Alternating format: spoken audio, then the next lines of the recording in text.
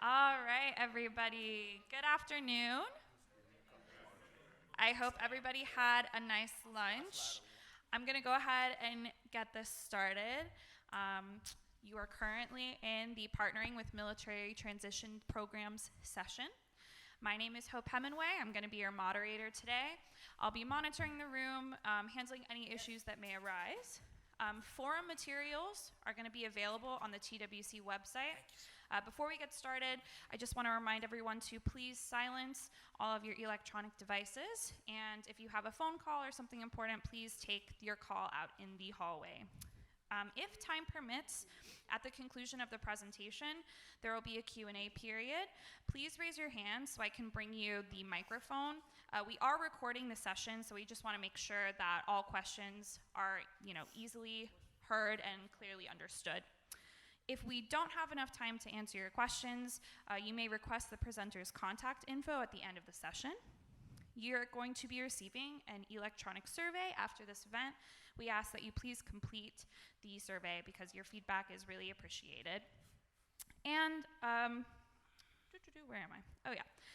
This session is, I believe, approved for CRCCEU credit, so make sure that you visit the CRCCEU table out in the pre-function area to receive your credit. Sorry. And this is the last quick little housekeeping thing. I've been told to remind everybody, if you parked in the garage, quick reminder about pricing, $5 for the morning, and then $5 for the afternoon. So it should be $10 total. If you parked in the garage yesterday and you left, you probably, saw the backup that we had. I was sitting there for quite a while. The hotel staff have advised that we get our parking validated, paying up at the front desk to try to minimize the time that we spend sitting in our car trying to get out of the garage this afternoon. So if you have not validated your parking and paid at the front desk, we do encourage you to do that during our afternoon break. All right, that's all I got. So with that, we invite you to sit back, relax, enjoy today's presentation. Please welcome your speakers. You guys now have the floor. Hope, thank you. Good afternoon, everyone. So I'm glad we're not the last session of the day because everyone will be heading to that parking garage after that announcement. And everyone should be fairly awake after lunch, but welcome here. I'm Bob Gear. I'm the director of the Texas Veterans Leadership Program with the Workforce, and we got a really good panel and some great speakers up here today that is going to walk through the partnership between the military installations and workforce boards, primarily Central Texas Workforce Board, our program. TVC plays in this as well, and it's a dynamic, tremendous partnership, not only with these entities up here, but with Central Texas College and employers out throughout the whole Central Texas region. So it's really, really one heck of a great partnership. To my right, and you'll enjoy his presentation, from Arkansas, but more importantly from Fort Hood, I want to introduce Mr. Mark Phillips. He's the Senior Transition Service Manager, TAP, United States Army Garrison, Fort Hood, soon to be Fort Cavazos here in, 7 more days? Correct. Yep. All right. Over to the far left, my far left, your far right, is Miss Brittany Ramirez with Workforce Solutions Central Texas.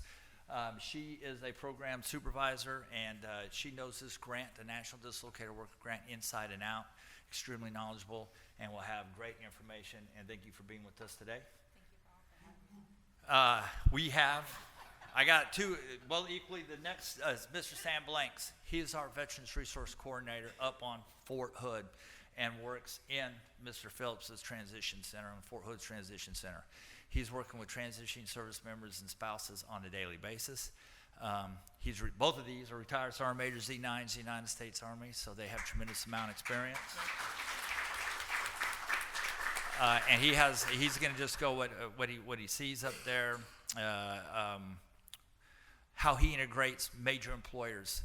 For instance, Tesla, Samsung, both have programs that are looking and pulling this talent off of Fort Hood down to fill their workforce, which is extremely important. Some of these jobs have been over $85,000, and so that's a great start. And then last, but certainly not least, and we had to put a Navy guy, a Navy veteran in rotation. All Army, but one Navy. But no, our program's assistant director, Mr. Gabriel Lopez, he learned that there is pink lemonade at lunch because apparently they do not have pink lemonade in Laredo. However, No, Gabriel does a hell of a job, and he knows all veteran programs. He is the quintessential person to work with veterans constantly. He will make sure that the mission's done, and so he'll give his spin on what he's seeing on the other side, on our side when we get into transition service members. So that's where we're at. I just went agenda. We're gonna kind of wing it until we get to Mr. Phillips. But here's where we're at. Who says stopping there? So, number one, how many veterans in the audience? Please stand up so we can thank you for your service. Thank you very, very much.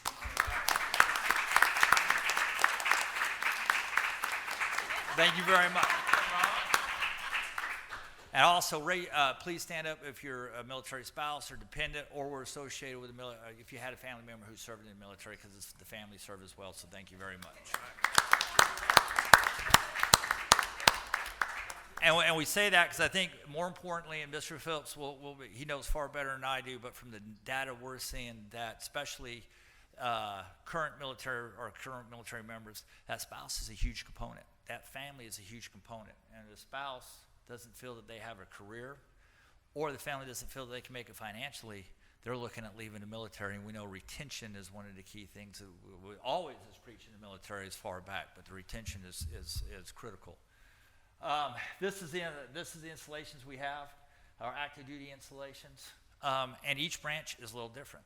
I can tell you the way Fort Hood and Fort Bliss, Fort Hood is bigger, more population, but it's got the same content, the same makeup of units, combat units and so forth on the installation, so they're fairly similar. There are also both transition points for National Guard and Reserve, and we can't forget about our National Guard and Reserve because equally they come back and their problem set is a little different and sometimes even more acute because once they come off active duty orders, that's it. And sometimes they don't always qualify for UCX. So they're different.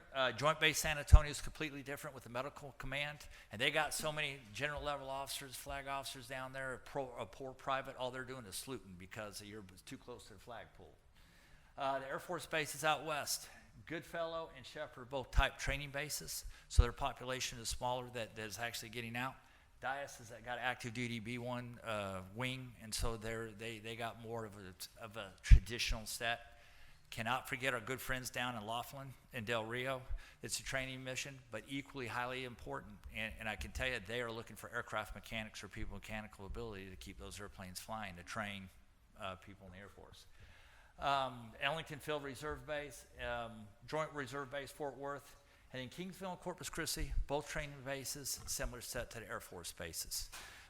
National Guard armories and Reserve armories are across the state, and so they should be tied in with local communities, but we always have to remember them. The National Guard has been rotating off the border. And how many briefings did you do last year alone? About 4. About 4, and I think total we did 10, or I think about 10. And we just got a bunch. And so these soldiers are leaving Title 32 orders, and they're coming off. And if I remember right, they don't qualify for UI under Title 32. So they got to either get employment or they go back to the employer. And so we're working with them, and we're scheduled. So just that's coming. All the briefings coming up are in Laredo in South Texas, but they're coming to every board area across the state. All right. Mr. Phillips is going to he may hammer this, but one of the things will make sure everybody understands. When a service member leaves any branch of service under the VOW Act, this includes the Space Force. We can always forget the Space Force. But there's 3 main components of the DOL, or of what they got to meet career readiness standards. The first one is the DOD higher education track. So this is where they go and they look. They want to go to school. They got the GI Bill. They have a plan. They're accepted in school, and then their command signs off on their form so that they meet career readiness standards for higher education. So that's one. The second one is vocational track, and this can include apprenticeships, other vocational type training. I would argue, Mr. Phillips can correct me if I'm wrong, but some of the CSP and vocational track is tied into this one. So he's going to talk about the career skills programs and Brittany will talk about how the DOL dollars is funding these career skills programs. But that vocational track is giving these service members a skill and a certification, and they are getting connected to an employer during these CSPs. And he will go over that, but it's been highly successful with the employment rate. And so when they get out, They may be on terminal leave. We like to call it double dipping. So you're still getting paid by the service, and you're starting with your new employer. That's a pretty good start. And oh, by the way, she's going to talk about how they use supportive services to buy these service members tools. And I'm talking $2,000 to $4,000 nice tool sets, what I've seen. And makes you envious, like, damn, I want to sign back up, go back in, do my 4, and get a nice tool set. And then the last one, the employment track, Mr. Phillips will hit with this, is they got to meet career readiness standards in this. Sam will talk about those who are not, and there are service members who do not serve. Let's just say they get in trouble. And so they get in trouble, they're getting, in the Army it's called chaptered, I'm not sure what you call it in the Navy, they're getting kicked out basically. Yeah. The problem is we're going to get them. You're going to get them in your board area. If they don't have a dishonorable discharge, they're going to qualify for services, and so they're going to be up, and it could be a tougher time for you in the board area working with these who have other than honorable discharge or general under honorable discharge. And so Sam has some information on that, but we have to look at that because equally, if we can get them employed, it's a good news story too. And then they can continue on with they go. But there are a number that get kicked out. So at this point, I'm going to turn it over and ask Mr. Phillips to come up. He gives an awesome presentation. So I guarantee you won't fall asleep here in the next 15 minutes. I'm going to try to get you over there. I got a lifeline if I mess this up. I like this little, who presented it? I like this little. Thing make it seem Like you placed, like you did something. Yeah, like you won something, right? Maybe feel good. I'm gonna keep that at every briefing. Thank you. So they don't present that to me, I'm just gonna put that out. I take it. Can you guys hear me? I just get my mic. So, like I said, I am from Arkansas, so I'm gonna use some words that you probably don't always but you can always Google them. So if I say like ER words, like here, I do better in briefings, but I might, every now and then I might say here or something like that, but you know what I'm talking about. All right then, next slide. So what I'm gonna do, I'm gonna give you a little background on Fort Hood. Who all has been at Fort Hood? Spent any time? All right, I'm gonna give you a little background on Fort Hood. If you roll up the slides, I give you my contact information. It got cut off at the bottom. You can go to the next slide. It got cut off at the bottom. Before it's over, I give you guys my contact information. This is what Fort Hood comprises of. Almost 500,000 people totally what Fort Hood serves since November of 2022. What people don't know, Fort Hood is the single large employer in the state of Texas. I know you think it's Amazon or somewhere else. There's over 200,000 people that come in Fort Hood every day. So if you say, why they got so much trouble? Why they got so much crime? Just think about it. Take your 200,000 city and then put a gate around it. You're gonna have the same amount of crime. That's not making excuses for it, but Fort Hood is a city. I mean, everybody who comes into the military shouldn't be in. We find out real quick that they shouldn't be in. These are the soldiers that we have. Fort Hood normally have between 37,000 and 40,000 service members active duty on the installation alone. So when I say we're the single large employee, just alone, that's 40,000 people. There any industry in the state of Texas got 40,000 people. They're just the service members that are assigned. That makes sense? All right? And then you see what we support. Retirees and family members is a little bit more than 250,000 people. That's in the small area. So basically, Fort Hood is also in 2 counties. It's in Bell and Cornell County. So we might have sunshine on one side of Fort Hood. Like last week, we had tornadoes on the other side, and people was like, "You leaving?" I'm like, "Man, the sun out." I mean, I heard sirens, but I was still walking in my truck like, well, they don't affect me yet. Then it got black real quick, then I got my butt home. All right, next slide. At any time, if we go through there, any question on the slide, by all means, please stop me. So Fort Hood, these are the counties that we're responsible for when it comes to transition. So now the transition center is just called TAP, Transition Center. Some of you guys might know it as ACAP, or you might know it as Soldier for Life. Still the same process, just a little more improved. We are responsible for 175 counties. If you look, Fort Bliss has 12, Fort Sam Houston has 67 at the bottom, and Fort Polk, which is actually in Louisiana, responsible for the other 10. But when it comes to TAP support, Fort Hood is recovered the whole state of Texas. Why? I don't know. I guess because we the largest or something. I ain't got nothing better to do. But I do. I travel to each and one of them to support. And the reason is that we have the majority of the population at Fort Hood. Next slide. All right, this is what we provide the soldiers. So what we do, 25% of the 40,000 are gonna transition every year from Fort Hood. So at Fort Hood, we're saying 10,000 service members are gonna transition. There are only 200,000 transition across the whole DOD. So we own, who got good math, what that, 20%, 10%? So Fort Hood owns about 10% or 20% of the people that transition from the DOD. When I say transition, meaning they're gonna leave the branch of service and do something else. Some of them go to education, some of them decide they don't wanna do anything, some of them decide they're gonna own their own business, or they get employed, or a combination of both. But this is what we provide them with. We don't just bring them in and say, hey, good luck, have a good day. We used to. We used to say, hey, here your DD-214, appreciate your service, good luck, and don't come back. But guess what? Our unemployment rate went to $500 million a year. So do the math. Every other year was $1 billion. Guess who paid for that? And it's unbudgeted. So they come up to the defense, middle of September, the state sent all of their money and say, hey, y'all owe us for $500 million. For people that's no longer in the service, because when you file for unemployment, who pays? The previous employer, which is Department of Defense. So when they realized that, they was like, there's no way we can pay $1 billion out of our budget for people who no longer in the service. Because the reason that we are a superpower country is not because of our economy, it's not because of our education level, it's because of our military, to be honest with you. It's because of the military. No idiot is gonna say, I'm gonna come over and take over the United States. They can, China might, Russia might, they won't make it, I promise you. Every one of them boats gonna get sank in the ocean. Our great-great-grandkids gonna be digging up their treasures. So this is what we provide them, and that was the reason why we can't afford $1 billion coming out our budget, because what keeps our country running is technology and training. That's $1 billion for 3-4 years coming out of training, and you was paying for it. It was great. We was at war, but we couldn't afford that. So then we said, hey, how do we help them out?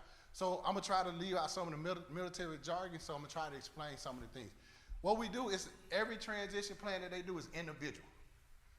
So Julie will have a different one. Adam will have a different one. It's whatever him or her wants to do with us coaching them through. Make sense? So they get to decide which what they do. When we say MOS crosswalk, MOS is their job specialty. So if someone was a tanker, they was armor, they was MPs, IT, HR. We take those skills and transfer them into the civilian sector. Now, most civilians say, well, we don't want you to transfer. We want you to do what we want you to do. Well, know what I tell them? Department of Defense says 1776, we ain't finna change for you. If your business been here longer than 1776, we'll do that. So we got to bridge the gap. So that's why I call it a crosswalk. We take a step forward, the industry got to take a step with us. Because if you ever been in, even though you know combat on, you ever been inside the tank, them guys are more smarter than anybody probably in this room. It take a PhD to run most of that crap, I promise you. If you get on your kid's video game and want to know why you struggling, put yourself inside a tank that goes 60 miles per hour, can shoot at every direction. It takes a lot. And then we do a financial plan. Because what service members don't understand, they really don't know how much they get paid. So on the average, soldier been in 2 years, how much you think they get paid? Just throw me a number out. How much? 2 what? Too much? 2,000 per. Let's go annual. Because I went to public school, so I got to make the math easy. 30,000. We're gonna roll with 30,000. I promise you, they get paid way more than that. Go look at the parking lot. 30,000. We're gonna go with 30,000. Let's say the service member make 30,000. 30,000 is what? About $11 an hour. If you want them jokers defending you for $11 an hour, y'all better learn how to shoot some weapons. And we're gonna get taken over quickly. But let's go with 30,000. Let's go with 30,000, make the math easy. Remember, we pay for where they stay at. Whether they stay in the barracks or they live out post. That's at least $1,000 a month. So then you add 12,000 to that, right? Because we're going easy math, because I went to public school.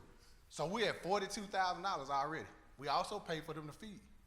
So that's about $300 a month. $3,600 a year, right? So now we're at about $45K. Then they got to pay for medical. when they get out, which is about $500 a month, right? Is that about average? Medical care for family, about 500. Now you add another $6 grand onto it. That service member got to make about 50K. In the state of Texas, we ain't talking about California. I don't know about their prices. In New York, they done lost their mind. But in the state of Texas, they got to make about 50 grand. How many employees you talk to that say, I'm going to start a service member out with 50 grand? Most of them be like, hey, I come to Fort Hood, I want to charge them $13 an hour. Everybody at this panel tell them I won't even answer my telephone because they make more than it. But people don't get it. You want to ride to Fort Hood? Ain't no 1972 cars coming out of there. I seen 3 Bentleys already. Now they probably get told next month, but for a month they got a Bentley. I mean, I'm talking about the SUV Bentley. I ain't talking about the car. I'm like, hey man, that ain't nothing but a Ford, but okay, we'll roll with it. But that's what we do. So normally they got to make about 45K to get the same cost of living. And we ain't talk about clothing because they clothe us every day. So they got to make about 45K. So when you talk to employees, let them know that Fort Hood won't open their door, answer their phone unless you offer 45K. What's that, about $18 an hour? Something like that. I mean, that's reasonable. I mean, Buc-ee's pay $16. Chick-fil-A pay $15. I don't mind paying an extra dollar as long as the employee is getting it. But we got to be reasonable. But that's what we do. We do a financial plan because they don't calculate the cost of living, they living expenses, how much it costs for their family to do family care. And what Fort Hood, the TAP office, we're retention tool first. So once we go through these first 3 steps, guess how many of them go back and say, I can't get out. About half. Or they need to get a skill to say this is how much I need to make. That make sense? And then the last one, like I said, it's the individual plan. And then we review their resumes and make corrections. A lot of employees put a lot of focus on the resumes. We try to do a little traditional because you review resume before having. How long it take you to review a resume? I mean, it depends. We get different kind of resumes, but yeah, I mean, it's really quick. It's about 10, 20 seconds, right? Then why you come to me talking about we need to improve our resume? You spend 20 seconds on it. Right, and then when I tell employees that, it's like you spend 20 seconds on that resume and you saying it need to be improved. You don't even remember the person's name. It's just like watching somebody cute walk across and you don't remember what color shoes they got on. You're like, well, they look cute. What color shoes they got on? Then make it that far. All right, next slide. This is what we talk about when we talk about numbers. When you look at active duty, the active duty reserves and National Guard all leave from Fort Hood.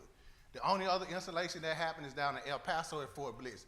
So about 800 active duty service members and about 600 reserve leave Fort Hood. So about 1,400 people that they looking to hire. The great thing about it is 60% of those like to stay in Central Texas area. We talking about Austin to Waco, East and West. But 80% want to stay in the state of Texas. The crazy part, when they got here, nobody wanted to come to Fort Hood.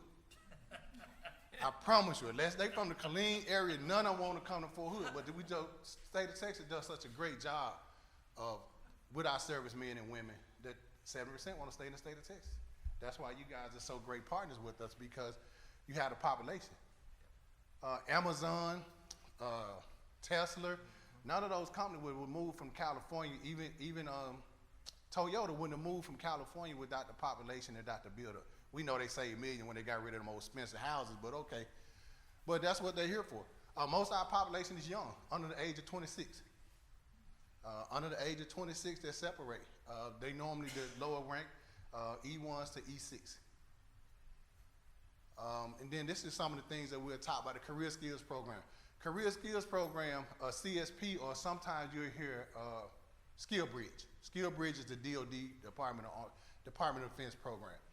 They give the service member the opportunity in the last 180 days that they are available to go to a trade school, trade employment, and go direct training on active duty. There's no cost to the service, there's no cost to the company because they still on active duty. We also pay for their health. So if they mess around and slice their finger off, the Department of the Army will take care of it. Unless he's supposed to have some safety gear on, they didn't make him wear it. Then that company gonna pay for that finger. All right, so this is how many soldiers actually went through the skill bridge, a little less than 6,500 in about 6 years. So we could probably increase that number, But that's something that we offer them. Fort Hood has 21 career skills programs. We also have internship programs. So I put internship and apprenticeship programs because it depends on the company and the company level. But when it's not the college internship where you go and you say, hey, I'm just going for training. If they ain't planning on hiring that service member, they ain't going. I don't care if they train on hopscotch. They better be hopscotch with a job. And they got to pay more than $45K. Make sense? Because the goal is that the industry saying they short. If we have 10,000 people leaving every year, just think about how much that will increase the workforce. And then they highly educated. Most of them don't do drugs. The ones we don't kick out. They pass the polygraph, pass urinalysis. A little older. If you get a service member, they're older than the older 22-year-old that just came out of high school. They've been through a lot. It's some things that they know that you just can't put a number on. They more mature. How many companies you spoke with that say, man, we'll pay an extra $5 an hour if they come on time? In 26 years, I don't remember being late twice. Well, all right, 3 times. 3 times. The other one I kind of like showed up, but I wasn't in the right uniform. But I mean, just think about it. 26 years, I only been late twice. Like it's not an option to be late. And then the service member don't take failure. So you can't hand me something and say, hey, I need you to finish this in an hour, and it might take me 2 hours. Because then you say, well, why you only got an hour? Because we leave at 5. That service member gonna still be there because we don't accept failure. There's no such thing as a failure when they do the service. So when you defending your country, there's no such thing as a failure. And these are all the things that we place them in. Any questions so far? All right, I'm gonna wrap it up in a minute. Next slide. All right, these are some of the national logos that you see that's partnered with Fort Hood. These are some of the options we provide our soldiers that you guys can take back and let them know. And we welcome all partnerships. The only difference between a career skills program and a a career skills program and an internship, career skills program is saying that you're gonna take this majority of the class, they're gonna start and finish at the same time and learn the same skill. But what if you have an IT job, an HR job, a police job, security job, and you have one of each? That's when you need the internship, because you take one person per. That makes sense? That's the only difference. At the CSP, it say, hey, we're gonna train all mechanics in one field, all IT in one field. They all gonna get trained on the same level and then leave. But if you got one IT position, you wanna do an internship, just think up to 22 weeks, you get an interview. Just think, if you had to interview everybody that worked with you for 22 weeks before you paid them, how many of them be still working with you? Because once I get that job, you ain't gonna find my true colors until about 10 weeks. You like, that joker did lied on their resume. That resume that you took 20 seconds to read. Should have read that I was lying. Next slide. So not just Fort Hood, every active duty location has a career skills program. If you ever want to get this map, what you gotta do? Pay me $20, I'll give it to you. Nah, you just Google career skills program. Ask your grandkid, they'll know, I promise you. Just Google career skills program. We need to show you all the different varieties. Because what we do place nationwide. So even though 30% of the people want to leave the state of Texas, they might want to go to some of these areas. Don't know why, but we'll send them there. We'll send them back home. Next slide. These are things where we talk about the internship, no financial cost to the employee. The service member get to build a civilian education and experience. And it's up to a 22-week interview process. No cost at all to the service member. Ain't that a win-win? Sound like a great plan, wouldn't it? Next slide. So we do have things that your customer can come in, what we call marketing. We do a mini and mega fair. We do a mini fair, a mini, the only difference between mega and mini is the spelling. Now I'm just joking. No, the size. Of course, mega is larger. The mini is no cost to the people that come in and enter. We normally use those for mom and pops employees, local employees and stuff like that. That can't compete with an Amazon, or they can't compete with a Tesla and stuff like that. But no problem. So those are offered every quarter. The next one is the 17th of May. Open to everybody, spouses, civilians. And then the mega is on January and June. The next mega is the 11th of June. And that's only $110 for the people that wants, not the job seeker, but the employee. That makes sense?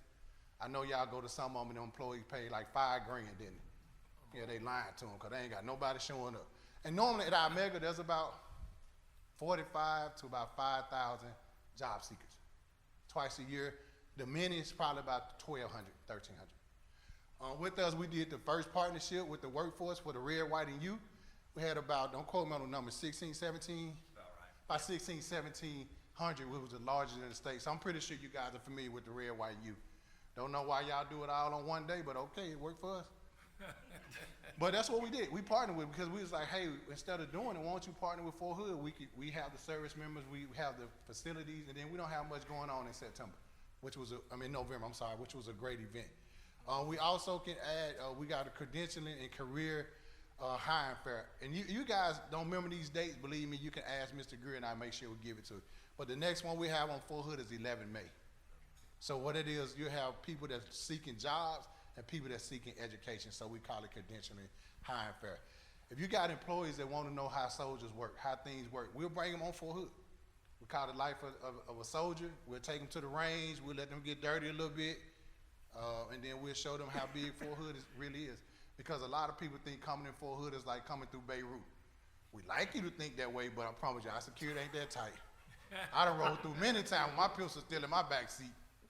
It's like, shit, I'm glad I ain't get caught. Oh well, but it's like that. But you got to come through the gate so you can understand. It's not like that. They not strip searching you and all that good stuff. We take your word on it, but we'll shoot you when we find out that you're lying. It is. Y'all ain't never see the execution we did on Fort Hood yesterday? I'm just lying. I ain't never. All right. So Employee Day. So we also get people to come into the Copeland Center and Education Center to market their industry. To say, hey, these are the soldiers that we come and employ. And the reason, the Copeland Center is what all the soldiers must enter and exit to leave Fort Hood.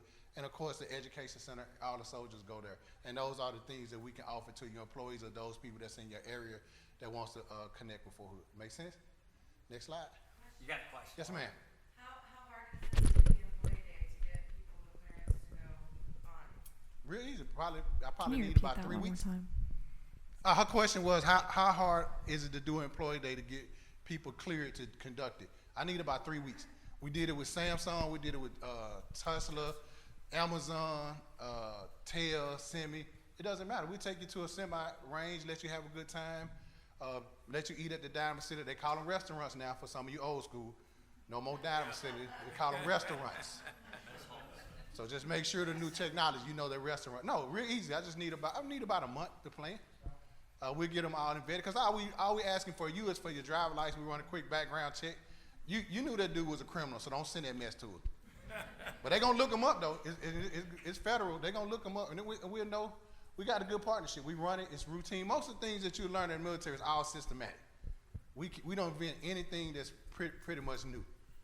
So you let us know. You put it up there. Well, we can get you through. It's a great day. I promise you. It's a great day. The more people that come, the better we can do it. Tell them. All right, and these are some of the things that why hire a soldier. All makes sense, right? Question. I think Yes. we had one more question. $5 a Hello. question. So I think maybe it was the second slide. It talked about mitigating stress for those who are transitioning into, I guess, a different career path.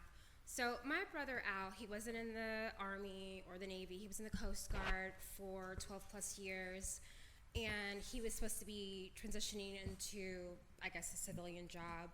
But his mental health just wasn't what we thought it was. I mean, he was very charismatic and kind of hit a lot of things. So unfortunately committed suicide and never made it. So I was just wondering about how you guys prepare them mentally for transitioning. All right, so what we have, we do give them suicide prevention classes. We do talk about stress management. The biggest thing that normally happens, and I hate to say this, is normally they have an undiagnosed mental issue or undiagnosed drug problem. So once we get those diagnosed, then they won't have any issues. But that's the reason why the plan is individualized. I get to talk to her one-on-one. Our counselors are all veterans or their spouses, so they know one-on-one if they can get the treatment that you need or you're telling them the truth. because I forgot to give you the timeline, I'm sorry. TAP starts 24 months as they get out. So I have 2 years to 18 months to evaluate you. Within that 2 years and 18 months, that comes out. The Coast Guard only use 2 months. So the Army, we are the spearhead. We the first, actually we was the first one to go 12 months. Then we say we need a little bit longer. So we go 12 to 18 months at transition period. And that has been really successful because we're able to diagnose some of those things that happens with a service member in that process. That makes sense? And the other services, they just don't get on board. Marine Corps just went to a year. They just went to a year. Yes, Mr. ma'am. Phillips, Mr. Phillips, let me just add to that, to the question that the lady has.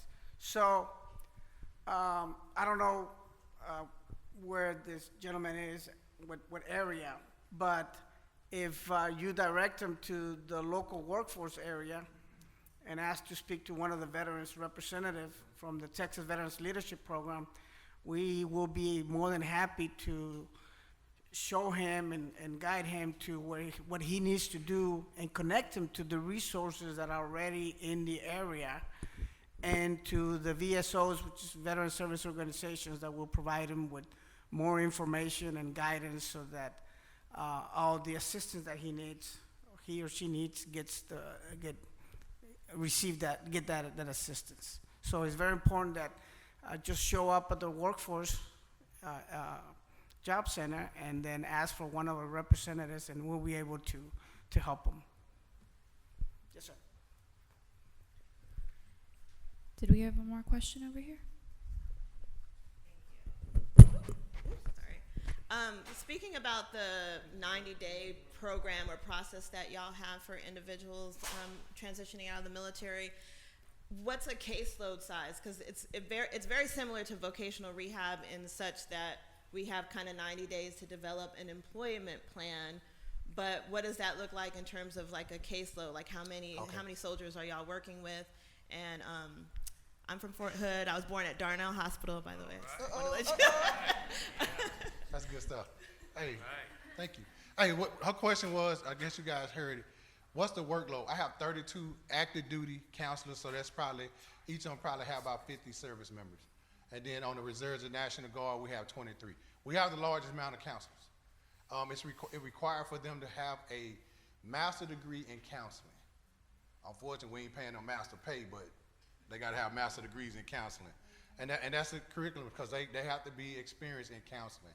Not counseling soldier, but counseling period. So we provide this service whether they get an honorable discharge or a dishonorable discharge. Because even though me and Mr. Blank, we spent 20 plus 30 years in, once they come to us, I don't care what they did wrong. They didn't make the standard chain of command, did what they needed, and they separate. Once they come to us, we treat them just like anybody else. Because if you don't, the ones that you kick out gonna be the ones selling drugs to the soldiers and breaking in our houses. Yep. So we gotta treat them the same way. They still gotta be productive in society. And believe it or not, Mr. Blanks will talk about it. He has sent a lot of people that the Army said didn't make the standard down to Tesla. Might be why they stock going low. I'm just joking. But no, and the Army is not for everyone. Only 1% serve. I guess either that was a wake-up call for them, or they realized that, hey, I could do this 9-to-5 job. I just can't do some things that the Army asks us to do. Yep. That makes sense. And so we do not discriminate. I promise you. We look at them and we go tell their bosses, hey, they belong to the service. They got to transition. Stop the pettiness, because sometimes you have to tell people that because you did your job. This person didn't make the standard. You saying we're gonna separate them. That doesn't mean they're supposed to get punished. It ain't no damn prison term. But they're not supposed to get punished, and we take care of that. And some of those things used to happen in the past. But our staff, we do not accept that, and neither one of these people at the panel. We make sure that they transition regardless of how they leave. Matter of fact, we don't even ask you that question because that's gonna happen after you finish with us anyway. I don't need to know your discharge, sir. I just need to know, make sure you can transition, be a perfect citizen. Any other question? I do have a question. Yes, ma'am. In regards to the 180 days, what's the percentage of the soldiers taking advantage of those opportunities? All right, her question was with the career skills program. Remember I told you they're able to do it in the last 180 days? The percentage is about 25%. It should be more, but 25% receives it. And the reason is that they still have a mission to do. So you got to remember, even though they're separating, our men and women get great about how they protect the Constitution of the United States. So that's a challenge sometime of getting them into that program. So then we don't stop though. That means we got to offer them direct hire. And that's why we offer them internship, because the internship is flexible. The internship can be 2 weeks or 22 weeks, whatever time they have, and it's back and forth. The career skills program are cohorts, so they do have start and start times. But it's about 25%. It really should be like 35 to 40. Yes, ma'am. Is all of this available to reserves as well? Yes, it also relative reserves. The only catch with the reserves is that some of them are going back to their home station and not staying at Fort Hood. So we are a transit location. So they can be coming from Wyoming, New York, and not going through Texas. But they are afforded the opportunity. That's why that chart that I showed you is very important, because they have one near their hometown. Yes, sir. She needs the mic. You can hear me, sir. I repeat if they can. The number of soldiers, you started off, you were talking about the number of soldiers that come to Texas, end up staying here and so forth. Do you know whether or not there's any data being kept on how many of those soldiers that do stay here end up purchasing property and so forth? I'll have to point that to the workforce on third down. Purchasing property, we will say it's about, what, 40%? It used to be 45%? I think so, the purchase property. 40% are remaining in Texas. So you think out of that, let's say 30% even purchasing property, looking. If they're retired, they're bringing money in on the military retirement. If they're getting VA disability, and then all the great benefits Texas offers, plus if they're employed. So it's a huge boost to all of our economies. And, I mean, Central Texas is one, yeah, but it's a huge boost to everybody. But our venture land board in Texas is excellent. I'm telling you, the service members do not purchase property in the state of Texas. With the veteran land board and what they offer to them, then they're at a disadvantage. But we do brief them on that and explain it to them. Mr. Phillips, I just want to comment on the question whether regarding the reserves. So there is also a program that is called the off-base transition training, and it's in certain cities, not on all the cities, and some installations where the veteran in this case has already exited out, and it could be years after he or she were discharged, and they can attend these classes, and it's relatively the same information that is put out at the bases, but it's only off base, and we can do that. And it's also, we also brief the National Guardsmen when they're on the rotation, especially now with the border mission, every 6 or 9 months, and that's what Mr. Gear was alluding to, that every 6 to 9 months we go out and we brief these soldiers that are completing their cycle. So there's a lot of resources out there for not only active duty transitioning out, but reservists, National Guardsmen, and even veterans who have years after their separation. Thank you. Yes, ma'am. So when these individuals or veterans are transitioning out, and you already know where they're headed towards, such as the particular area of Texas, do you share that information with workforce so we can try to help supplant any additional support that may be accessible to them in the civil world? Can you hold that question for Mr. Blanks, because he's going to explain that. The answer is yes. The answer is yes, but Mr. Blanks is going to tell you how, because like I say, everybody do not stay in the Central Texas area. They would like to, but opportunities ain't as broad in other areas. Central Texas don't, they have some different locations. So I'm gonna let Mr. Blanks explain that to you. If you guys didn't hear a question, she want to know, do we share the information of those service members that are not going to stay in our local workforce area? That makes sense? But Mr. Blanks is going to explain that as they go. Him and Brittany will be explaining how that, we do it, and he'll explain how that contact works. But without the partnership, no, does it get shared at other locations outside of Texas? Probably not, because if you don't have the workforce involved, the information does not get shared. Any other questions? Yes, sir. So we recently attended the mega job fair. We took about 10 employers with us from up in Amarillo.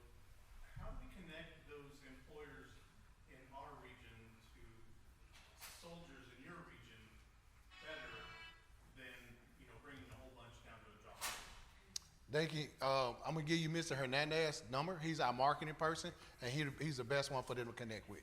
Because the biggest thing is those, like you say, those career fairs are only 6 to 10 times a year. That's not enough to stay in contact with us. We'll put it on our social media site. We'll put it on our website. The more connect you make with us, the more we can help you. We wish we was a job placement, but we don't have the staff. But we do as much as job placement as we possibly can. So if he contacts me and say, Mark, I got 10 openings. Between our office, we're gonna remember his 10 openings. And then we say, hey, look, these are the 15 resumes that we have that we can send to you. These how you make contact. But if he don't never contact us and he just come to the mega fair, I don't know about his 10 openings. That makes sense? The more, we all in Texas. The relationship is the best thing to get you through versus just showing up for some events. That makes sense? So make sure I give you Mr. Hernandez's contact information, and that's the best place to start. And I'll make sure that's provided for all of you at the AAR and stuff like that. Any other questions?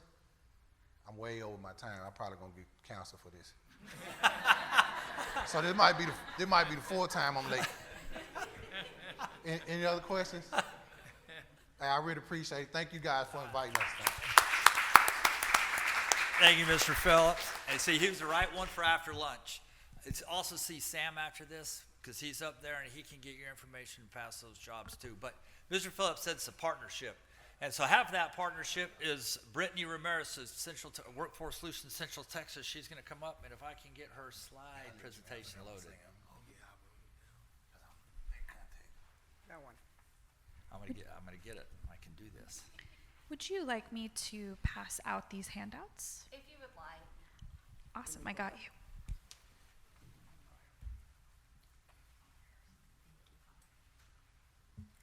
So I'm Brittany Ramirez with Workforce Solutions of Central Texas. We do have handouts of the presentation today. And I am the program supervisor for the National Dislocated Worker Grant, which we work in partnership with Fort Hood, which makes us very successful, and we're able to support our military and their families as well. Hang on. It is not going.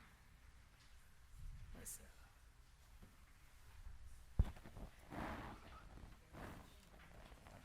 It's not one. This one? This one? This one? Or this one?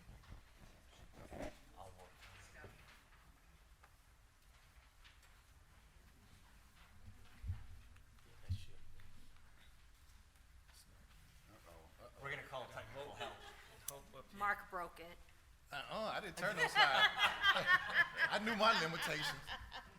I haven't been trained on that equipment. Where's the clicky? There it is. All right, let's try it. Oh. Okay, I'll use the clicky. All right, so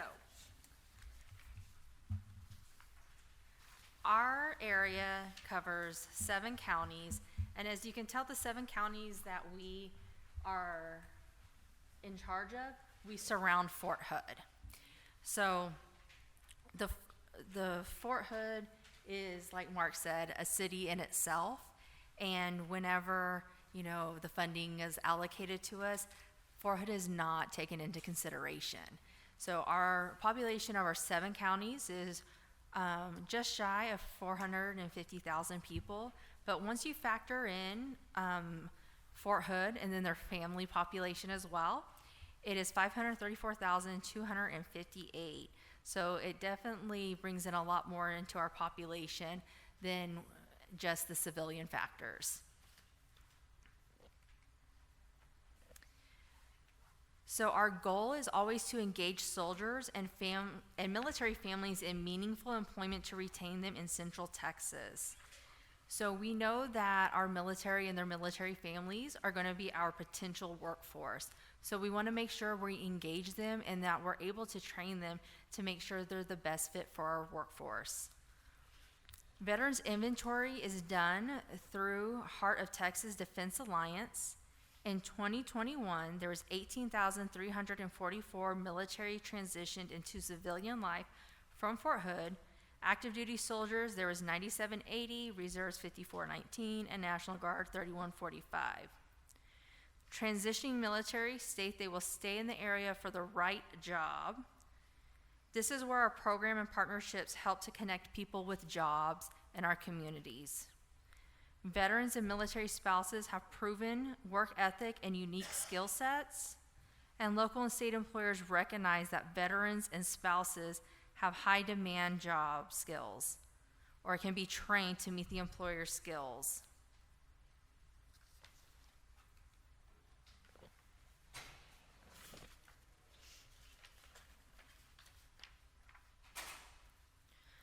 The services for transitioning military and military spouses and veterans, and also our civil service employees as well, that we're able to do is information about local high demand.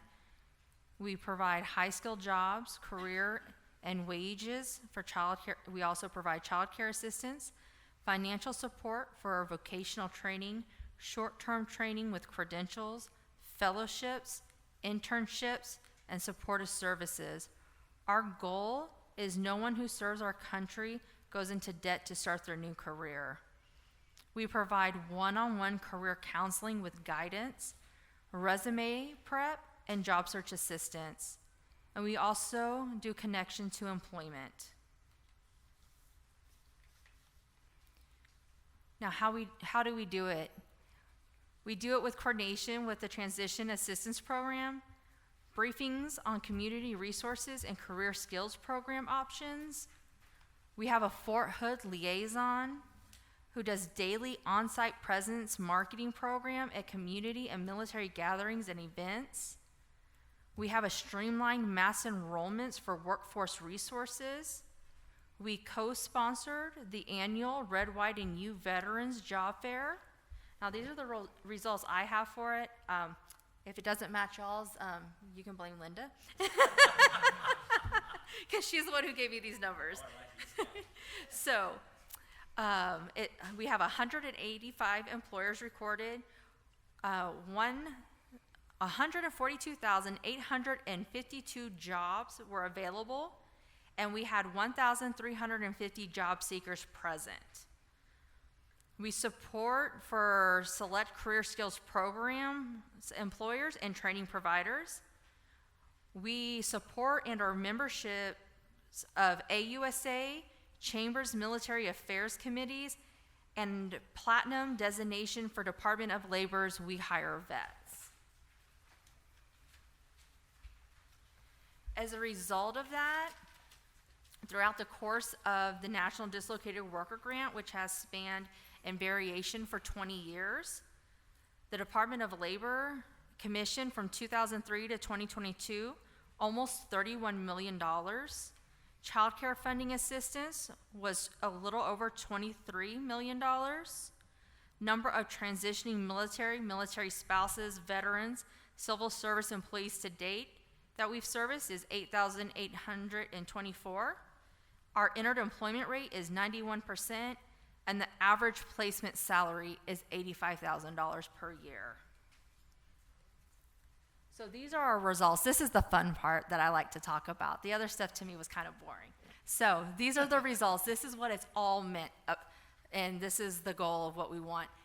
And you can see on the screen, these are our staff members and the people that we sponsored through the National Dislocated Worker Grant to get them into training and get them employed. So I have 3 specific stories out of the 931 to date on this current grant that we've served that I think would be very inspirational and highlights what we do in Central Texas. So our first service member, he was a transitioning service member. So with anybody who's ever transitioned from the military or known anyone that has, you know it's a very stressful time. You're anxious. It's the next chapter of your life, and you're wondering, what are you going to do with life? This individual was doing an internship, and we helped him with his support services, so that way he was able to complete his internship with no money out of his pocket. In turn, he was able to get a remote job making $241,000 per year. Tell me that is not amazing for him and his family. Yes, it's amazing. Yes. My next one is we had a veteran that came in through the TANF program. He met with one of the TANF workforce specialists, and she had identified that he was a recently separated veteran. So she paired up with one of our national dislocated worker specialists, and they collaborated on what would be best for him, his wife, and 4 kids that are all under the age of 18. And it was to become a truck driver. So with the help of the National Dislocated Worker Grant, we paid for his training with one of the career skills programs to become a truck driver. Upon completion of that, he gained employment as a truck driver making $21 an hour, and he is no longer receiving TANF. That is what we're about. And lastly, the one, he's been done with the program for over a year, and we still check in on him, is a soldier that was transitioning, and it was a hard transition for him. And this goes to say that you never know what's going on with someone's life. He comes and does a mass enrollment with us, and he talks to one of our staff members and tells our staff member about how he's having a hard time. He was recently divorced. He's left with 2 car payments, and he doesn't know how he's going to pay his bills while he's doing career skills program. So our staff advised him throughout it, and he ended up working at one of the Uber Eats or DoorDash or one of those employers while he did his 8 to 10 week training. Once completed, we bought his tools so that way he could go to work debt-free.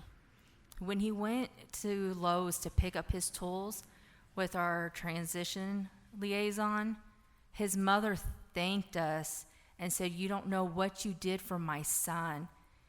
He was homeless, living in his car on the verge of suicide, and he is now having the potential to make $100,000 per year." And he's still doing great because we do follow up with him. And we also make sure his instructor does as well.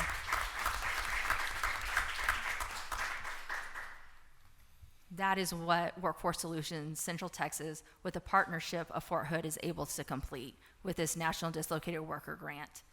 And we have the contact information for myself, the program supervisor, as well as our military transition liaison, Alan Wedding. Are there any questions? Yes, ma'am. So Brittany, in regards to the funding for the child care funding assistance, was that through the National Dislocated Worker Funds, or was that separate and apart? That's separate. And where did those funds come from? Was it child care funds? It is child care funds. Okay.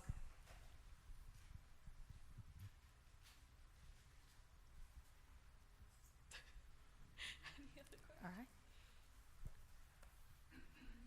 Bob, you're up.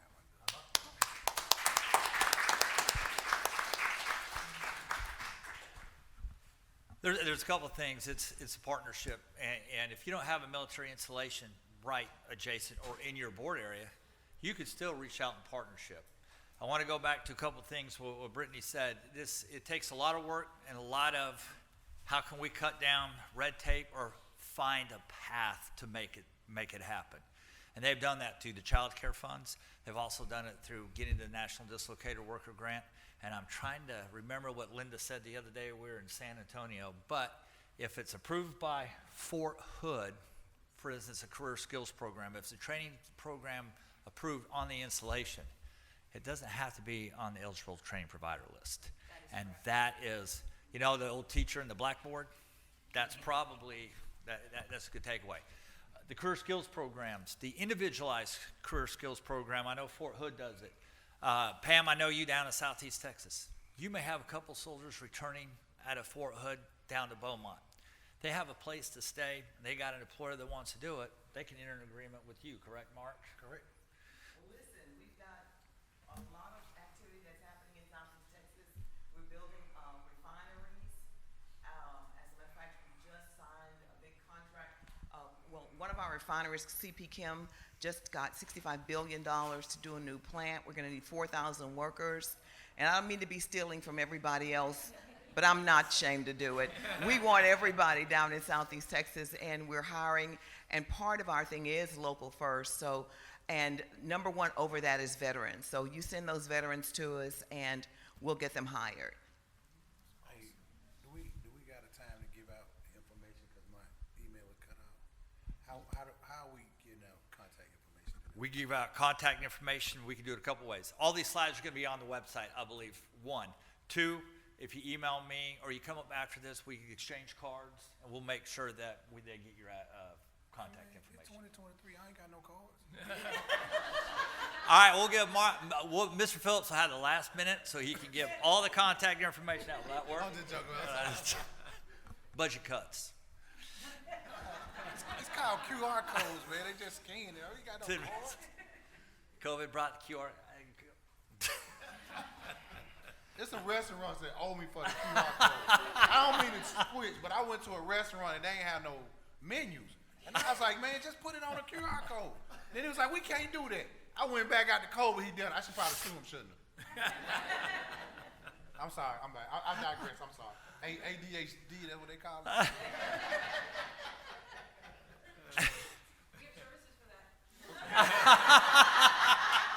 you go. They might need a PhD for me. Don't give me that inexperienced person. They might quit. All right, we have 10 minutes left, so at least 5 minutes to hear from Mr. Sam Blanks, who tries to work and connect Mr. Phillips to the soldiers that they have up there with Brittany and the program Central Texas has. And so, Mr. Sam Blanks.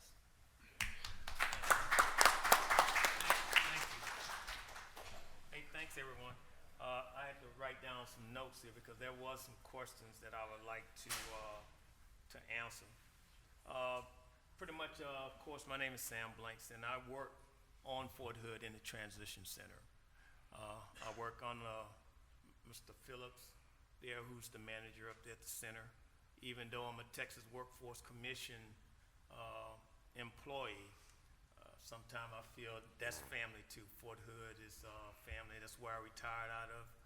And I know how hard it is in regarding to people transitioning. And I tell you, one piece that get lost in that transitioning piece is the spouses. And for those of you that are employers, if you have any, we have any employers in here, consider those spouses also, because you'd be amazed the education and the skill set that a lot of those spouses has also. Most of them are more educated than some of the senior officers that and NCOs that we have serving there at Fort Hood. So pretty much what my job is every day is bringing them in. They come in one way and they leave with a smile on their face, because transitioning is no joke. It's a lot of anxiety that goes along with it, and a lot of these transition service members don't have a plan. They just know they're getting out, and they know that it's this date that they're getting out. And some of them don't even know that date, because I talked to them. I said, hey, I know you saying this is your ETS date that you're getting out, but you save 100 days and leave. Doesn't that put you back 3 or 4 months? And they look at that, oh yeah, so that puts me, instead of me getting out in October, I get out back this month. So a lot of times when they come in, I try to educate them on that process in regarding to transitioning, when you need to start applying for a job, you know, not doing it that 6 months out, you know, applying for a job, because, you know, most of the employers, you know, they see the resumes from them, it's not going to be reviewed or either pushed forward to the hiring managers for them to get hired. So I try to sit down with them, take them through that process. I've been through it as a retiree, and most of the panel, we have been through that process, so we pretty much know how it works. It's one thing, once you've been associated with the military, like Mr. Phillips said, haven't too much changed since 1775. Some things still stays the same in regarding to processes, you know what I'm saying? So a lot of things never change, but try to walk them through the processes of what they need to do. And I spend a majority of my time talking to employees. I would say a good 60%. I'm talking to employees. They're talking to me, asking me, hey, Sam, do you have anybody that has this skill set that you can push their resume to us so that we can take a look at it and consider hiring them? So talk to employees all the time. I can give you a couple of success stories. I know we limited on time. A couple success stories that we've been working is Tesla. And I can tell you, Tesla wouldn't be as successful as it is right now here at the Giga down in Austin if it wasn't for Fort Hood. And I'm gonna tell you the reason I say that. When Tesla initially started, we knew Tesla was coming to Austin. So the homework was on to try to find out who was the veteran recruiters, who is the point of contact, so we can get them in contact with Fort Hood. And the reasoning is, hey, you missing out on a gold mine there at Fort Hood. If you own a company and you're not reaching out to Fort Hood, you are missing out. Because every skill set that you have in your company, guess what? Right up the road, not even an hour up the road, it's right there on Fort Hood. So eventually you end up working and getting the contact info for the Tesla veteran recruiters, which was a task within itself because they was based in California and they were staffing for the facility here in Austin. So reached out to them and said, hey, why don't you come up to Fort Hood and do an information session so that way we can get you connected to this talent that we have on Fort Hood, because majority of their recruiters haven't served in the military. They only had one person who was, thank goodness, he was the senior recruiter that had served in the military. So he kind of knew and understand where we was trying to go. So we said, hey, let's make this connection, get you to come to Fort Hood, do it every other month, every month, have an information session, and we'll work with Mr. Hernandez and get it pushed out across Fort Hood that you're gonna be here. Especially when that initial hiring started with Tesla. So we was able to get that connection with Tesla, and of course, a lot of people that was transitioning, to include, like Mr. Phillips was saying earlier, the chapters that was being kicked out. Of course, like he said, you know, hey, they need to have a job too, because if not, they're gonna be a nuisance to somebody's community if they don't have a job. So Tesla didn't care. It didn't care one way or the other. They just wanted people that was good people that was able to show up. So we was able to team with Tesla. And now I can tell you Tesla has about 12 buses that run from Killeen down to the Giga, taking people down there to work for every shift every day. And that is really a good news story, because it all started with those information sessions, getting people hired, even those that's being chaptered out, because what they do, they go and tell their friends who have gotten out, hey, Tesla is hiring, won't you come and apply? And guess what? And that's what happened. You can come up to the parking lot behind the, up off of W.S. Young, for those of you familiar with Killeen, and they park normally behind that hotel, and that's where they get on the bus and come to work. Once they finish work, the buses bring them back. We're working a similar situation with Samsung. Right now we have Samsung coming up every other month because they realize that talent. And they was just awarded the We Hire Vets decal, sure, what is it, about a month ago? About a month ago, for their hard work in hiring veterans. Because the VP of the operation here in Samsung, he is the only American vice president that Samsung has, and he's right in our backyard. And oh, guess what? He's a veteran also, and he have made the decision that he wants to hire as many veterans as he can, because being that they have a lot of veterans at that Samsung facility off of Palmer, he knows and understands and have seen it for himself, how the country contribution of veterans, how important it is. So they come up every other month to do a individual session also, reaching out, trying to get that talent. So pretty much my job is always trying to connect the dots. Trying to connect the dots, helping the veterans, transition service members, and spouses. And that's what I do. To do this job, if you're in it for the money, you're in it for the wrong reason. So you really have to have that passion in regard to wanting to help people. Because when they come in Alpha 309, myself and Mr. Thompson, who's the manager of the Career Skills Program, we know once they hit that door, Some of them will come in that's not in crisis, that are about to go into crisis, and we pretty much understand that they're coming in that door for a reason. That is to get some support, get some help finding a job, and that's what we do. At all costs, we work it. We don't just get them connected. We try to follow up with them to find out, hey, did you get that interview? How's everything going? Do you need any other support? And thank goodness for Brittany and Julie them down at the workforce. They have been a great asset in helping us connect and get these soldiers the IT certifications and everything that they need also. So I know we're short on time, so I'm gonna cut it off right there. And so if anybody have any questions, I'll do my best to answer them right quick for you.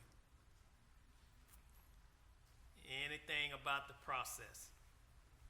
For those of you if I that are may, Mr. employers, please reach out to Fort Hood so we can get you connected with that talent. Mr. Yes, Blanks. sir. Oh.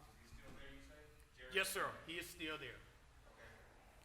Still there. I can get you connected. I have my card. You can shoot me an email. I can get you connected with him. So I just want to say one last thought. When it comes to transitioning veterans or veterans that have already exit out, it is very important that you direct them to TVOP or to the job center so that we can provide the resources. There's one of us in all the boards. We cover them, and